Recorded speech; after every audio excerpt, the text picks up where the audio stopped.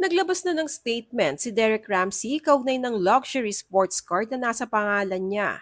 Matapos itong masita sa EDSA dahil sa paggamit ng hindi autorisadong license plate. Pero ibang tao ang nagmamaneho noong time na mahuli ito. Narito ang statement ni Derek. I am not a smuggler, nor did I import this vehicle into the country. I have never imported any vehicle into the Philippines. I purchased this car 4 years ago from John Lee of JWorks using my hard earned money. At the time of purchase, I was informed that the vehicle was tax paid. The vehicle was subsequently registered with the LTO, and the registration and plates were issued under my name.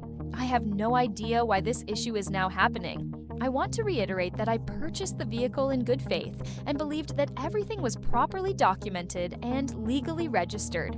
I have already cooperated with the LTO regarding the issue involving the plates, and I will also fully cooperate with the Bureau of Customs regarding this new matter. I respectfully maintain that I had no involvement in the importation, taxation, or registration of this vehicle beyond purchasing it in good faith from JWorks. I sincerely hope that JWorks will provide an explanation and take the necessary steps to clarify and resolve this matter. I am willing to provide any documents or information in my possession and cooperate with the authorities as necessary to establish the facts. Pero habang inilalabas ni Derek ang kanyang panig, isang cryptic post naman ang isinare ni Edith Adarna sa kanyang IG story. Hindi man niya binanggit ang pangalan ni Derek, agad itong pinag-uugnay ng maraming netizens sa kontrobersya. Sabi ni Ellen, lack of due diligence, poor discernment, or just another excuse to blame someone else.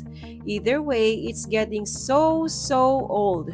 Maybe accountability would be a refreshing change. Dahil dito, marami ang nagtatanong kung may kaugnayan ba ang kanyang post sa naging pahayag ni Derek tungkol sa sports car.